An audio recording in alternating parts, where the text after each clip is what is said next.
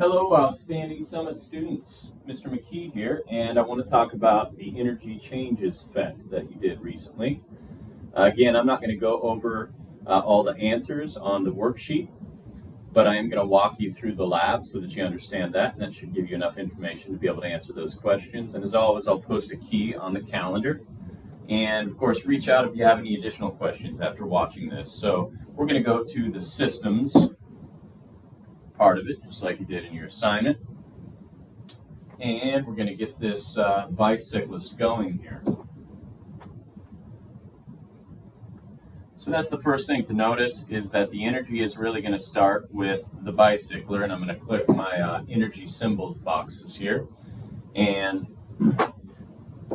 we're going to note the different kinds of energy that are present in this system. And let me remind you that a system is just a collection of objects that scientists can study. So in this case, the system is the bicyclist, the generator, and the water. So we're ignoring the room that they're in.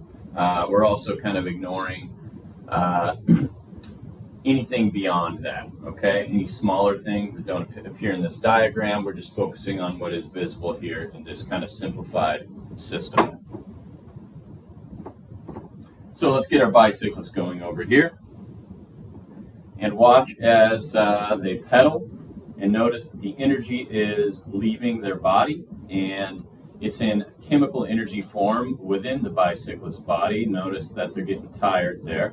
And as soon as it exits the body, it turns into mechanical energy, the mechanical energy that is turning the wheels and the generator. Okay, so let's play that back here again. And the other thing to watch is you'll occasionally see a red E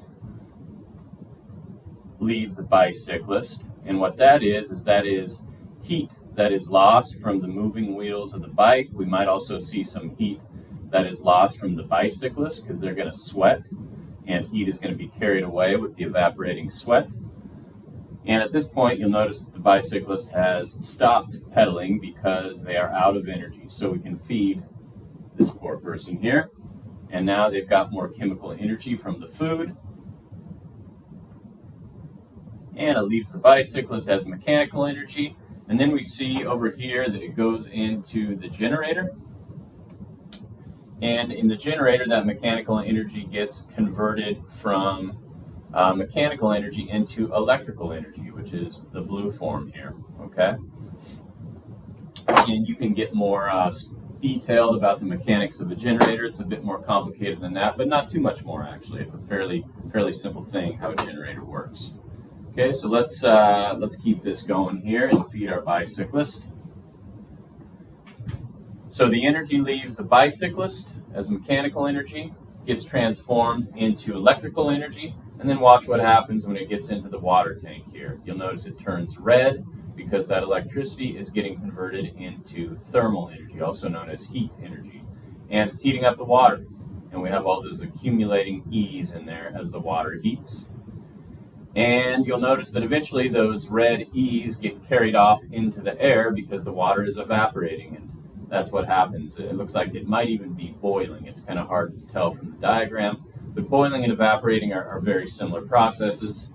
And that heat energy is carried away from the water. So ultimately, this system is losing some heat, but it's important to recognize that those red E's are still somewhere in the universe. They're floating up into the air. So ultimately, no energy is lost. It is just getting removed from this system, though, as heat.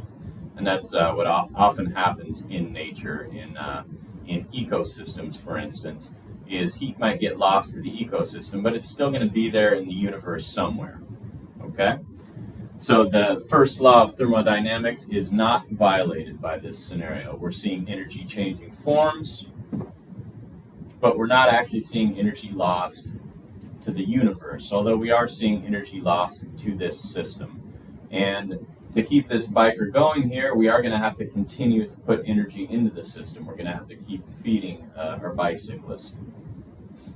If it was a closed system and all this heat was trapped inside of the system and couldn't escape into the air, then it might be possible to keep our bicyclists going there, but that's very difficult to do on Earth. So that concludes our discussion of this particular PhET. As always, reach out if you have any questions. Thank you for checking in and have a fantastic day.